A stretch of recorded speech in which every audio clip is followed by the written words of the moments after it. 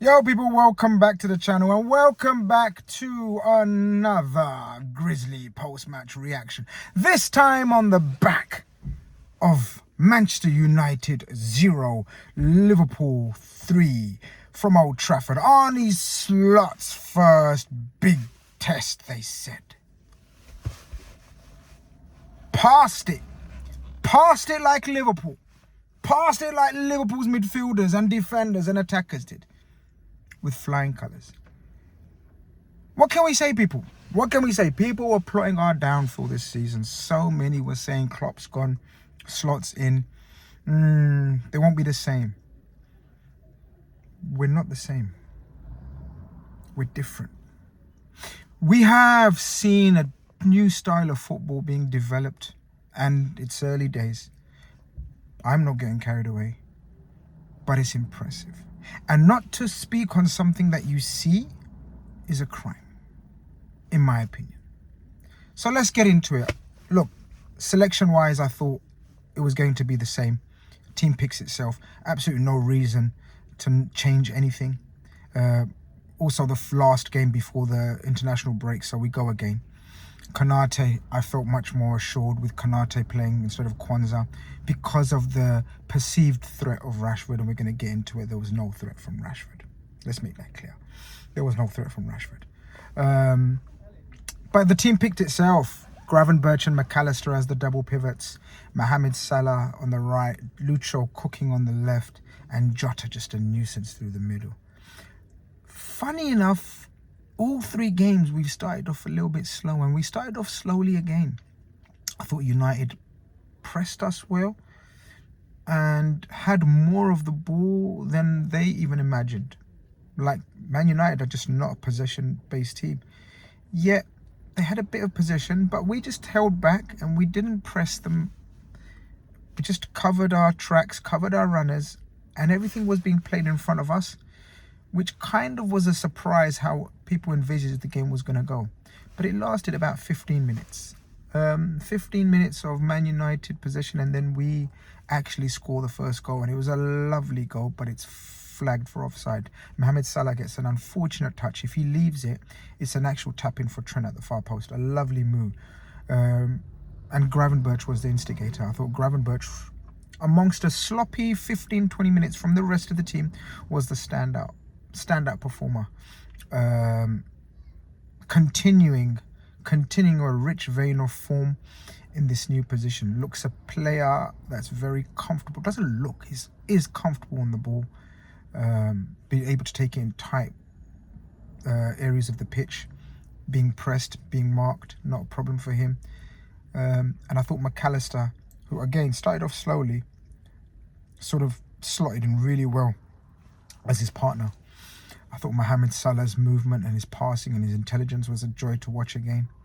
And Trent's passing, I've said too much about Trent's passing. In fact, I haven't said enough about Trent's passing, but I don't want to use it up all in one video because the guy's just ridiculous. He makes the most intricate line-breaking passes look so simple. Jota was a handful without being effective. Just gave them a rough time, De Ligt and Martinez. Just constantly harassing and hustling them. And Lucho is a man under pressure, or sort of questions raised. We need a new winger. He's flirting with Barcelona. Lucho looks a man and a player that we thought we're getting from Porto now. We know about the injury that he picked up last season, so he had a bit of a rough season. But he's come back with shining colours. Lucho looks like a man who's really, really playing at the top of his form and confidence. As I said, the goal was disallowed, but it doesn't stop us. Again, we win the ball. We started regaining control in midfield. We started pressing them and started winning the ball. Szoboszlai. His pressing, his running ability, how many times did he just not let Mainu and Casemiro out? Gravenberch alongside him, McAllister alongside him. And that's how we score the first goal, winning the ball back, timing our passes. And then Mohamed Salah chips the most beautiful pass to the far post. Luckily, Szoboszlai either hears the call or reads the play. Otherwise, that would have been an infuriating miss. But he ducks just at the last minute, enables Diaz to head the ball in. 1-0 up. And guys, I'm not one to go sort of get carried away and sort of, you know, until, what's the saying? Don't count your chickens until they're hatched. But I turned around, I was doing a Big Six watch along, and I turned around and I said, game over. Game over. Because the way we're playing and the way I knew we're going to control proceedings now under Slot, I knew it's not going to be a basketball game. You know, I tweeted in the morning that I think we're going to see a different type of performance. And we did. It wasn't our usual gung-ho heavy metal. It was controlled. We didn't let them out. We had a stranglehold on the game. And you know, the second goal comes again through winning the ball. And it just seemed like so easy for us to just slice through them. Mohamed Salah's pass, again, very underrated. The way he slices that ball through. And Luis Diaz, again, the confidence is oozing. Side foots it into the goal. A beautiful work goal, a beautiful finish. And then, literally, honestly, I knew we were going to keep a clean sheet. It was just a matter of how much we're going to score in the second half. And to have that feeling and confidence in game week 3 about a coach's game plan philosophy, it bodes well. It bodes well. I love that feeling of feeling secure. Who doesn't? The assuredness of our play. We're so used to going for the kill, 4-0, 3-0, possibly they get one back or maybe another one back, and then it was none of that. It was none of that. And lo and behold, in the second half, we were Oleing, pardon the pun. I know it's Ten Hag, not Ole, but caressing the ball around in tight areas, playing rondo part, you know, doing rondo drills in every corner of the pitch. It was a sight for sore eyes if you're a Man United fan, a beautiful sight if you're a Liverpool fan. Ladies and gentlemen, Mohamed Salah added the third. Again, beautifully worked move. Beautifully worked move. By now, we were slicing through them like anything. It was literally, if we want to score, we'll score. If we want to keep the ball, we'll keep the ball. And I think that's what we're doing now. Mohamed Salah scores the third, strokes it, and does the old Pharaoh and the bow and arrow celebration. And the numbers are scary again. Here we go.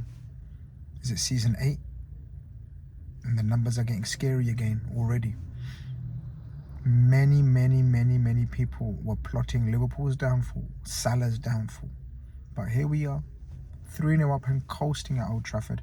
Every week there seems to be a new test and we keep passing it. And as I said, it's early days, it's early doors. But it bodes well. As a fan, when you're watching your team and you're so calm and relaxed. And it's what the coach is sort of spreading into the demeanour and the way he's talking as well. It's spreading amongst the squad. It's spreading amongst the players. And now it's spreading amongst the fans as well. Beautiful sight. Liverpool fans singing Ole's at the wheel at the end. Ten Hag's at the wheel. Mocking obviously the famous Ole's at the wheel song. And when you go to your fiercest rivals, and let's not get it twisted, they are our fiercest rivals, and you coast through a game like that, there's no better feeling. It's been a great weekend. We now have a couple of weeks off now because of the international break. Time for Slot to coach, and this is what he does best. He doesn't want to be loud. He doesn't want to be talkative in the media. He doesn't want to make big statements. He doesn't want to do fist pumps. He just wants to coach the team. He was under pressure in terms of no signings, and people were sort of saying, right, if we don't win against United, questions will have to be asked. He keeps answering every question so far. He made it very clear, I'm happy with this squad. And if something comes up, fair enough. Otherwise, I'm very happy with the squad. And I don't want to go back. Nothing came up, even though I think something should have come up in midfield. But he's very happy. He just wants to coach these players. He wants to make them better as individuals. And my Lord, he's making them better. In terms of man of match, you let me know, guys, in the comments below when you've liked the stream and when you've subscribed if you haven't. That's 3 clean sheets in a row. I actually predicted 2-0. I'm a bit upset that we won 3-0 because it would have been beautifully symmetric. 3-2-0s. No goals conceded. Plenty of chances created. I don't believe Man United had, okay, that jerky chance and a header. 2 chances they had. Fair enough. When you go to Old Trafford, if you're resigned to, if you're sort of restricting the opposition to 2 chances when the game's won by then, you've had a very good afternoon. I think we've had a very good afternoon. I think we've had a very good weekend and a very good start to the season. We roll on and we look forward to more Grizzly post-match reactions. So far, so good. I'm happy. I may not be showing it, but I'm calm. Just like Liverpool. Calm as you like. Virgil van Dijk, by the way. As soon as I said calm as you like, I remembered Virgil van Dijk. How good was he? How good was Virgil van Dijk? How good was everyone? Konate, Imperious. But listen, like if you haven't. Subscribe if you haven't. Leave your man of the match in the comments below, and I'll try to get back to each and every single one of you. Mine was Gravenberch. Let me know who yours for you. Peace out. Take care.